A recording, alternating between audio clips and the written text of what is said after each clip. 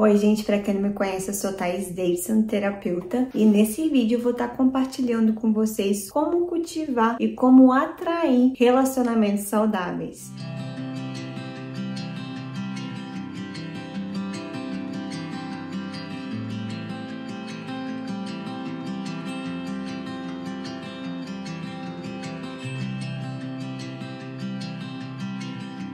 Bom, decidi trazer esse vídeo porque essa é uma das nossas áreas, nossas vidas, que a gente está o tempo todo cultivando ela. Então, se a gente não desperta, né? Se a gente não traz para a consciência, muitas vezes a gente vai acabar fazendo com que essa energia de troca com o outro, né, seja tóxica. Ou eu vou estar sendo tóxica, ou o outro vai estar sendo tóxico, né? Por quê? Porque muitas vezes a gente está se relacionando com a nossa criança interior ferida. E por que eu tô falando isso? Muitas vezes a gente cria até mesmo a nossa personalidade justamente com base nessa ferida. E mais do que isso, muitas vezes a gente pega padrões da nossa ancestralidade, dos nossos pais, com base do que a gente vivenciou, né? Do que a gente teve de referência em casa, principalmente até os 7 anos. Então, se a gente não traz isso para a consciência, muitas vezes a gente vai realmente atrair e reproduzir padrões distorcidos, que são literalmente aqueles amores que adoecem, né, como a gente trata na constelação, e não aqueles amores saudáveis. E quando eu falo de relacionamento, eu não me refiro apenas ao relacionamento amoroso em si, mas também com pai, com mãe, como filha, com amigos, colegas de trabalho, com chefe. E como eu falei para vocês anteriormente, a gente está o tempo todo se relacionando. Dito tudo isso, qual é a base, né, para eu começar a trazer consciência para essa área da minha vida, para realmente começar a cultivar relacionamentos saudáveis, caso eu ainda tenha essa tendência? É justamente isso, a base emocional, eu desenvolver essa minha inteligência emocional, que a partir do momento que eu compreendo que eu me basto, que eu me amo, que eu me priorizo, que eu sei lidar com as minhas emoções internas, eu sei olhar para as minhas feridas do passado e curar, é a base essencial de tudo, principalmente para essa minha energia de troca, entende? Além dessa cura interna, né, não tem como eu começar algo novo sem eu integrar os aprendizados, tanto os meus próprios, né, como eu falei para vocês anteriormente, essa cura interna, como também relacionamentos antigos. Então tudo tá a serviço, né? Por mais que você tenha tido uma experiência desafiadora com alguém, com um ex-marido, ex-namorado, ou uma mãe, né, um pai, um chefe tóxico, tudo está a serviço ao bem maior. E quando eu digo isso, há uma lição por trás. E na constelação, talvez eu traga um vídeo mais específico sobre isso para vocês expandirem a consciência também, porque por meio da constelação a gente consegue ver os dois lados da polaridade, a gente expande a consciência, porque muitas vezes a gente se coloca muito como vítima do meio. E quando eu digo isso, por mais que quando eu tô nesse lugar de vítima, que é mais desafiador do que o do agressor, ainda assim existe um propósito por trás, uma lição. Porque se eu não gero esse movimento de cura, se eu ainda fico com esse sistema aberto dentro de mim, quando eu não curo esses relacionamentos antigos, né, que eu experienciei, que eu vivi, muitas vezes eu vou acabar atraindo esse mesmo padrão. Aí as pessoas se rotulam como dedo podre justamente por conta disso, porque ela ainda não conseguiu integrar o aprendizado por trás. Porque, como eu falei anteriormente, tudo está a serviço do bem maior. Existe um propósito por trás de tudo. E as lições que a gente mais tem, né,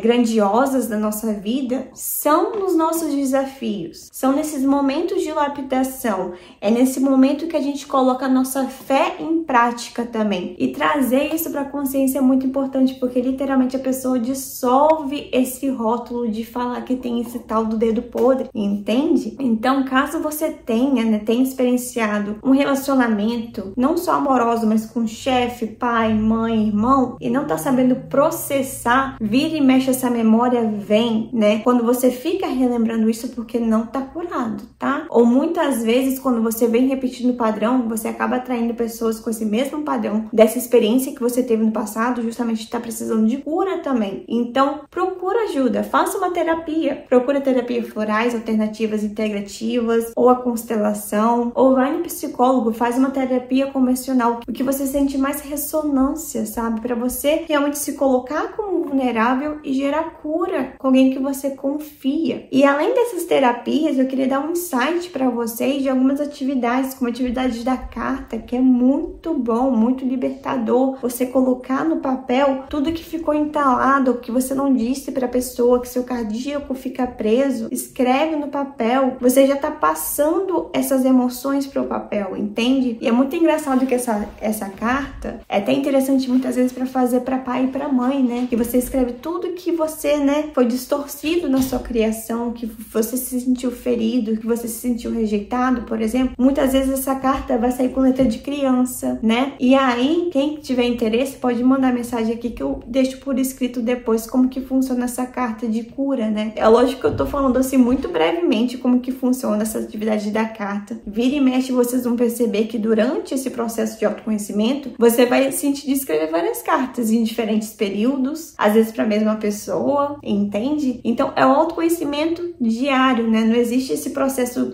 de começo, meio e fim do autoconhecimento. Eu acho que isso literalmente vai por toda a nossa vida, toda a nossa jornada por aqui. Porque se a gente fosse perfeito, a gente não estaria aqui, né? Além dessa carta de cura, eu não sei se vocês já ouviram falar sobre o Ho'oponopono, que é uma oração havaiana muito potente de perdão. Então, caso vocês queiram usar essa técnica, procura aqui no YouTube, faça essa oração que ela é muito poderosa. Eu já fiz e ela, assim, fantástica. Eu queria mencionar também a oração para os nossos ancestrais do Beth, né? Para quem gosta de constelação, qualquer coisa também, caso vocês tenham interesse, eu gravo um vídeo, né, com áudio, deixando ela por escrito, essa oração que você pode estar fazendo por 21 dias. Eu já fiz também essa oração e ela é muito potente, traz muita luz para nossa ancestralidade. E dito tudo isso, né, eu quero que vocês percebam que isso são ferramentas, assim como a terapia que eu mencionei para vocês anteriormente, né, eu que trabalho com a terapia floral, eu sempre relembro os meus clientes que o floral é uma ferramenta. Quem tem esse poder pessoal de realmente transmutar, liberar essa energia é você, e não realmente projetar esse poder no outro, delegar esse poder para uma técnica, delegar esse poder para uma terapeuta. Nós somos apenas uma ferramenta, eu me colocando aqui como terapeuta. Então nunca deleguem esse poder pessoal de vocês, entende? Porque esse poder é a maior potência que você tem. Trazer consciência para isso é muito importante. Bom, agora que eu compartilhei com vocês algumas sugestões para gerarem cura para vocês nesse sentido, para você começar de fato a cultivar relacionamentos saudáveis depois desse processo de cura, é literalmente vocês perceberem que amor é uma escolha, amor tá na ação, amor não é um sentimento. Diferente da paixão, que é quimicamente comprovado, quando a gente está apaixonado, modifica a química do nosso cérebro. E tem até aquele tempo, né, da paixão, que dura basicamente em torno de 2 anos, que muitas vezes a gente fica com aquela euforia da vida, né? A gente nem percebe as sombras do outro. Então, quando eu percebo, disturbo esse véu da ilusão que a pessoa vai me amar para sempre por ter um contrato, por exemplo, casamento, tudo muda. Porque o amor é uma escolha, diariamente. Você escolhe amar o seu parceiro mesmo nos desafios? Porque muitas vezes, né, quem nunca, né, tem aquela tendência de ter aquela criança ferida no primeiro problema que é ir embora, que é correr por coisa pouca. Presta atenção nesse padrão, gente. Presta atenção, porque aquele que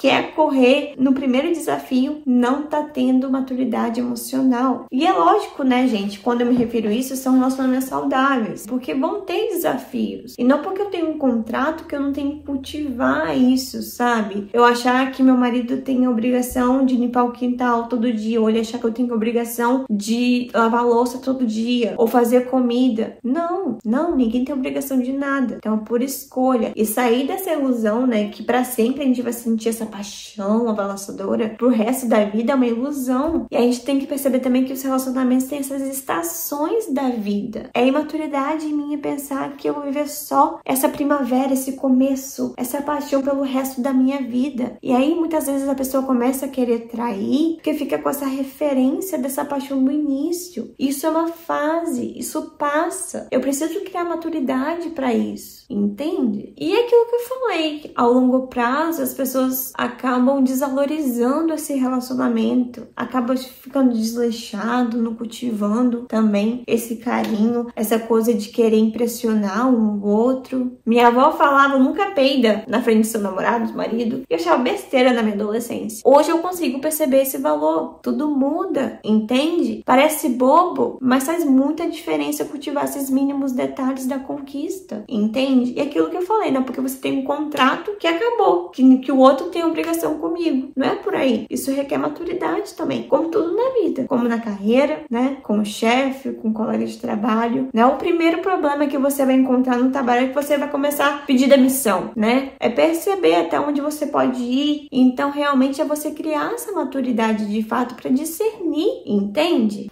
E com isso, né, eu acabei soltando o segundo ponto, né? Que todo relacionamento realmente possui fases, como eu falei para vocês. E perceber isso é libertador, porque quantos de nós fica gerando esse sofrimento interno, nessa ilusão de eu achar que eu vou viver sempre essa fase da paixão. E aí eu fico pulando de galho em galho, em vários namorados ou até em vários casamentos, porque eu não trago esse discernimento, eu não expando minha consciência para isso. E aí eu não tenho um relacionamento duradouro, porque eu fico nessa ilusão, ou muitas vezes traio o meu parceiro por conta dessa ilusão também. Então dissolver isso, trazer consciência para isso é muito importante. Além disso, né, gente, comunicação clara. Quantos de nós cultivamos essa comunicação violenta? Para quem sentir de querer trabalhar isso, tem um livro muito interessante que é a comunicação não violenta, que você começa a perceber como se comunicar com o outro de uma forma genuína, numa forma que traga cura, e não que você bata só no ego e queira defender o seu, entende? É um livro muito interessante, vale muito a pena, e eu acredito que grandes relacionamentos, né, entram em desafio justamente por conta dessa comunicação não clara também, tá, gente? Principalmente para nós mulheres, né, presta atenção, que pensa que o marido tem a bola de cristal, que ele vai adivinhar o que tá na nossa cabeça do que a gente realmente quer fazer no fim de semana, por exemplo, ou que a gente tá zangada. Aí ele vai notar que eu tô zangada por conta disso. Não, ele não tem uma bola de cristal, entende? Então trazer clareza em relação a isso vai mudar o relacionamento de vocês. E eu me incluo nessa. Ainda preciso cultivar muitos desses pontos também. Além disso, cultivar a presença, principalmente nos dias de hoje, gente. Quantos de nós muitas vezes vai para um date e tá lá com o celular? A gente não tá ali com presença, olho no olho. Não só amoroso, tá? Mas em família, vai ver os pais, vai ver a avó e não tá ali, tá no celular.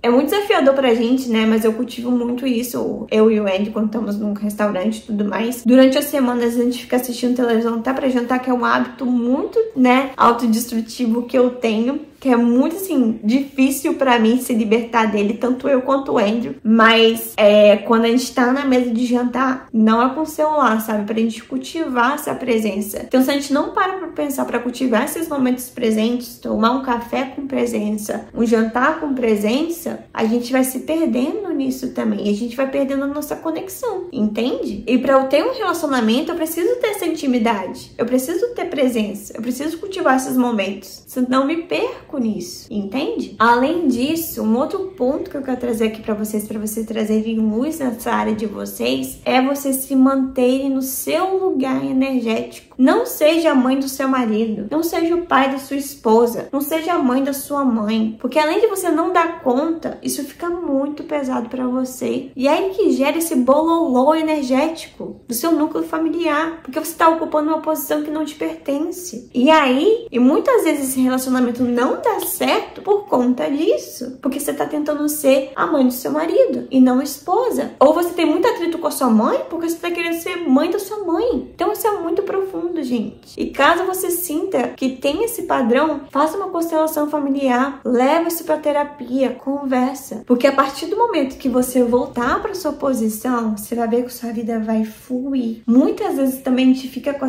nossa vida travada na carreira, por exemplo, no financeiro também, dinheiro bloqueado por conta disso. Justamente porque eu tô num lugar que não me pertence energeticamente. Um outro ponto que eu acho muito interessante pra gente cultivar relacionamentos saudáveis é você validar a emoção do outro, né? O que o outro tá sentindo. Muitas vezes a gente não quer abrir espaço para isso, justamente por conta quando a gente tá brigando, a gente não quer validar a emoção do outro. A gente não abre espaço pro outro porque a gente só quer se ver como vítima. Eu sou a vítima, eu sou a vítima. E isso acaba gerando uma distorção desse relacionamento, entende? Então, trazer consciência para isso é muito importante. Além disso, eu ter essa abertura de me colocar como vulnerável, ambos os lados, entende? E sem contar, um ponto muito importante é você criar metas, sonhos em comum, para vocês realmente ter um ponto de chegada. Querem ter filhos? Não querem? Querem comprar uma casa, um novo carro? Criar essas metas em conjunto é muito saudável, para vocês crescerem como casal também. Como que vocês querem se enxergar daqui a 5, 10 anos? Entende? E por último, mas não menos importante, é você aprender, né? Se comunicar na linguagem do amor do outro. Para quem nunca ouviu falar, existem 5 linguagens do amor. Eu vou deixar aqui uma live que eu fiz com a Carol, que a gente fala sobre isso. Tem um livro também sobre as 5 linguagens do amor, que literalmente, assim, expande muito nossa consciência pra gente aprender a se relacionar com o outro. E faz muita diferença. Muitas vezes a gente tá demonstrando o amor que a gente aprendeu nessa infância, achando que tá demonstrando esse amor pro outro, mas não, a gente tá falando praticamente grego com ele, né? Porque, por exemplo, pra mim é tempo de qualidade a minha linguagem do amor. E o Andrew é muito toque físico. Então, eu não vou me sentir amada só me abraçando, beijando, mas sim fazendo coisas juntos, tempos de qualidade, sabe? Num restaurante novo, entende? Ir pra praia juntos. Cultivar esses momentinhos. Ou muitas vezes, por exemplo, o seu marido tem a linguagem do amor de atos de serviço. Então, ele sempre tá fazendo alguma coisa, um favor, te ajudando na casa e você não percebe que ele tá demonstrando esse amor. Então, aprender sobre essas linguagens do amor vai mudar a vida de vocês, o relacionamento de vocês. E eu literalmente aconselho comprar o livro, sabe? Ler, estudar e colocar em prática, tá? E só pincelando, né, compartilhando com vocês as 5 linguagens do amor, né, que são, como eu falei para vocês anteriormente, tempo de qualidade, toque físico, atos de serviços, presente e palavras de afirmações. Então, vale muito a pena, como eu falei para vocês anteriormente, aprender sobre esse assunto, porque ninguém quer ficar com o tanque do amor vazio, né? Como fala sobre isso no livro. E é um conteúdo muito fantástico que vai despertar muita coisa aí dentro e trazer consciência pro relacionamento de vocês. E é isso, gente. Tudo que eu queria compartilhar com vocês sobre esse tema eu já compartilhei. Eu espero de coração que eu possa ter trago algum ensinamento, né, que possa ter feito sentido aí do outro lado. Mais uma vez, muito obrigada pelo seu tempo, de ter você aqui comigo. E é isso. Até a próxima.